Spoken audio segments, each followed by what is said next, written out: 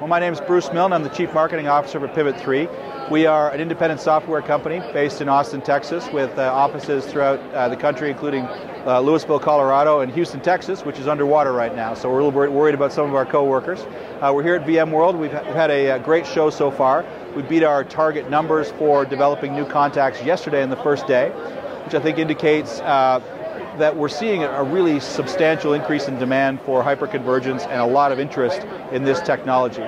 The reasons for that, of course, are it provides economics in the data center, reduces your CapEx and your OpEx. And it's also much more simple to deploy, to manage, to administer, and to keep up to date. And you can scale it very simply as well. So these are the things that customers are looking for from hyperconverged vendors across the board. So what makes Pivot3 unique? Pivot3 is unique in a number of different areas. So one of the things that we started out doing that the other vendors did not do was architecting for managing large amounts of streaming data. And that came from our early success in capturing streaming data from surveillance video cameras. So we had to optimize for that and provide some specific features that apply very nicely today to the challenges in hyperconvergence and also in IoT type applications, like collecting huge amounts of data from devices that are pushing data constantly, that constant streaming data. So we had to build some features specifically to accommodate those needs, but that also has given us a lot of experience with large-scale deployments, massive deployments around the world. In fact, Gartner identified our two top deployments as the two largest in the world in hyperconvergence. So we have a lot of experience with scale. Most recently, we rolled out a new platform called Acuity. This is an update to our existing platform, but provides some significant new capabilities. Part of that came from organic development, and part of it came from the acquisition we did of next-gen storage last year, about 18 months ago. And the two things that we think really set this apart and set us up to address the needs of the next generation of hyperconverged infrastructure requirements from customers are, first of all, performance. So if customers are deploying more and more workloads on infrastructure, on the same infrastructure, you need to manage enterprise applications on that infrastructure. It's not just your tier 3 apps anymore, but really serious enterprise applications that have performance demands.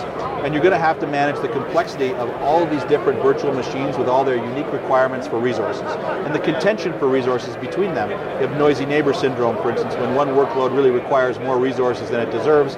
It's not the highest priority application, but requests more resources than the others. So those types of contentions for resources have to be managed.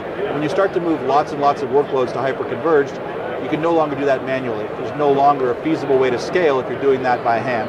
So you have to automate that. Pivot3, in conjunction with some of the technologies that we acquired through that acquisition, we're able to roll out a brand new version of quality of service that does dynamic reprovisioning of resources based on the business priority of your workloads and your applications. That is unique in the marketplace. Nobody else has anything like it.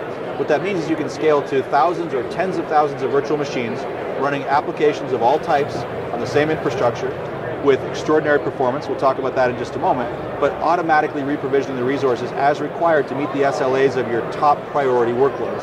And again, that's unique in the marketplace. So that really distinguishes Pivot3. On top of that, though, because you're rolling out more and more critical applications on hyperconverged, traditionally you hadn't really thought of hyperconverged as a high-performance platform.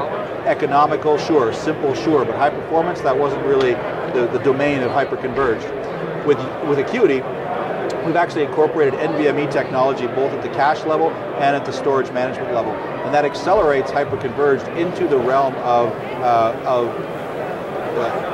tier 1 applications, your mission critical applications. So you can now support your ERP, your large scale database, analytics applications, those big data type applications, all in the same infrastructure. We're seeing about 9 times the performance of the closest competitor in hyperconverged, with 62% less latency, with 25% less infrastructure to support that. Those are incredible numbers. That's the kind of step function leap forward we needed in performance to make HCI a contender in the enterprise. So we're excited about VMworld. The customers here understand that value proposition. They're excited about it. Of course, many of them come to us with business challenges. Like, I need to reduce the amount of time my physicians are spending logging into applications so they can spend more time with patients. And those are the types of applications and uses of applications that we focus on. But of course, the underlying technology that facilitates that is performance, dynamic reprovisioning of resources to the mission-critical applications, simplicity, and economics. So that's really what we're all about, and we're one of the top vendors in the HCI marketplace. Over the last few years, we've kind of emerged as one of those leading vendors, and we are the #1 vendor in terms of innovation and leadership in technology, without a doubt. With the NVMe and the QoS capability, right now, those are truly differentiated capabilities that nobody else is bringing to the market. And where do you see the future of virtualization and cloud going? Well, certainly customers are exploring the cloud as an economical or a simpler way to manage some of their workloads. They have concerns about the security of the data there, the sanctity of the data there. In some cases, you've got compliance concerns about where data can reside. For instance, if it's personally identifiable information in a healthcare context, then you have HIPAA rules about where it can reside, so you have to be careful with that. We think this is a great opportunity for Pivot3 over time, and we already help orchestrate moving VMs back and forth from the cloud to on-prem infrastructure. But over time, our QoS and our orchestration capabilities will be applied to much broader use cases around migrating workloads to and from the cloud, depending on what's most economical, what's most compliant, what's most efficient use of resource, and how often does the data get used. Those sorts of dynamics will determine what's the best place to store data or to manage your applications. We will help orchestrate all of that. Great. And is it possible for us to get a demo of the product? Yeah, absolutely. We can talk to George over here, who's going to give us a demo of the product. You get a sense of the types of applications we support, the use cases we support, and why customers are so excited about Pivot3, why we're growing at 84% per year. Great. All right, thanks. So what are you going to show us? So I'll be showing you today our VCenter plugin. It allows you to go in and provision our hyperconverged infrastructure solutions, as well as provisioning our volumes and assigning quality of service policies. I'll also show you a demonstration of QoS in action. So let's go ahead and get started. As you can see, we're in a very familiar place within the VCenter plugin. First off, I want to show you the dashboard. It gives you various health statistics on both our clusters, because we are a scale-out system, as well as logical domains, which are the entire kind of global extent, if you will, of all of our systems. So you can see here, everything looks normal on our demo systems we're using today. We also have visibility into our overall storage utilization, what's used versus what's available.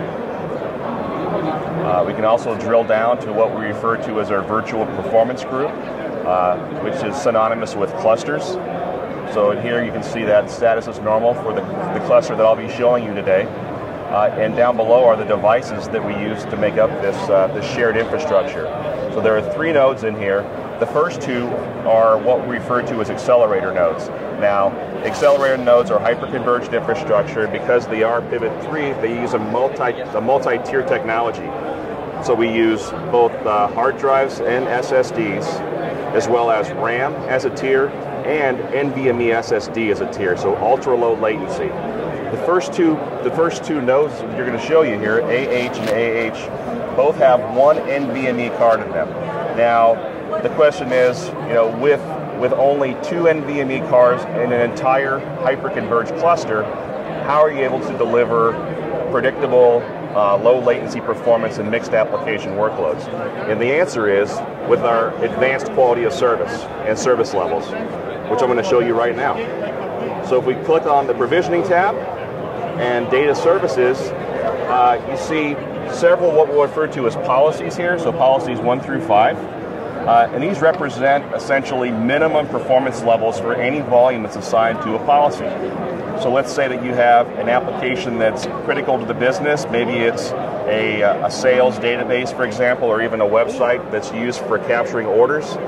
You would assign that to what we call policy 1, and that would ensure that it gets the minimum performance levels necessary. In this case, minimum performance latency is in terms of latency, minimum performance in terms of IOPS and throughput. And you can assign those based on the performance requirements of those applications, and you can go back and change them anytime to meet your needs, and those changes that happen will happen immediately. Furthermore, what really differentiates our quality of service from any others on the market is that we apply service levels. to these quality of service policies. And what service levels do is they prioritize each one of these policies to mission critical, business critical, and non-critical. And what these do is they enable consistent, predictable performance in the event of resource contention, which is common in shared storage environments. Well, in hyperconverged environments, if you have resource contention, you have the same results, which are inconsistent performance. With Pivot3, when you assign these policies and they're managed by service levels, we ensure that your mission critical policies, policy 1, the resources are guaranteed to all the volumes in that policy. Then we make a best effort to meet business critical followed by non-critical. Additionally, and by the way, this is how we're able to leverage that small amount, modest amount of NVMe SSD across the entire system as we manage it intelligently based on your priorities. Additionally, we use that NVMe flash for read caching. So every single read that comes into the system is served by the NVMe SSD. We also have read ahead, which leverages RAM for sequential reads. And we also have what we call a read warmer. So you can think of a read warmer as a very intelligent way to do read caching. Not all data needs to be recached at the same rate or even recached at all into NVMe SSD. So as you can see here, our policy 1 only needs 1 hit per megabyte to be copied back into the read cache. Policy 2 needs 4 hits. 3 is 16 hits, and then it's disabled for policies 4 and 5, as you can see here, because not all data needs to be cached for that high level of performance. Right. Now, you also have the ability to schedule policies. So let's say that you have a volume that is, you say you have a workload, there's a database that needs periodically, cyclically, it needs to have access to extremely low latency performance. Just one day a week, or maybe every day at a certain time. Or let's say you have a VDI infrastructure and you want to avoid boot storms impeding the performance of the user experience. In those cases, you would take the volume, the data store associated with it, and you can create a schedule, as I'll show you right here.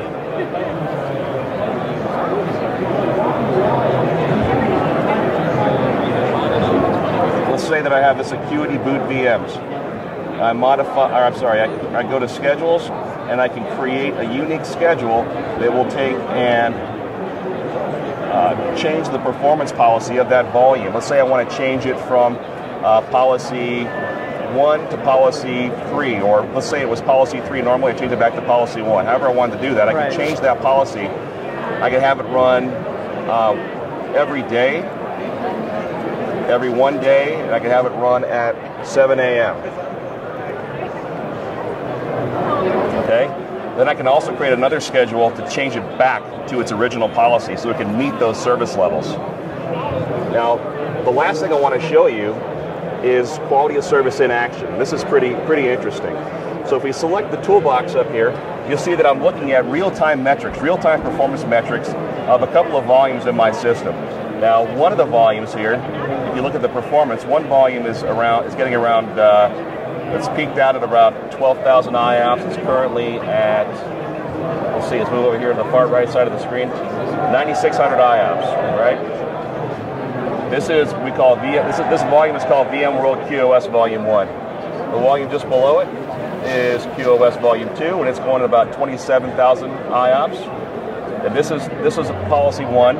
This is policy 5, just to give you an idea of the difference in performance and what we're allowing. It's the exact same workload, but we prioritize it differently. Sure. And down below you can see overall performance of the system. Of the 3-node cluster is 227,000 IOPS. And from you can view response time, you can view IOPS, any of that. So response time on this is probably sub-millisecond. It should update here in a second. But what I'm going to do now is I'm going to go in and I'm going to swap the policies on the volumes. So we look down here, here's QoS Volume 1. I'm going to modify the volume. I'm going to change it from policy 5 to policy 1. And I'm going to do the opposite to volume 2. I'm going to take volume 2, open it up, and change the policy from policy 1 to policy 5. So let's do that.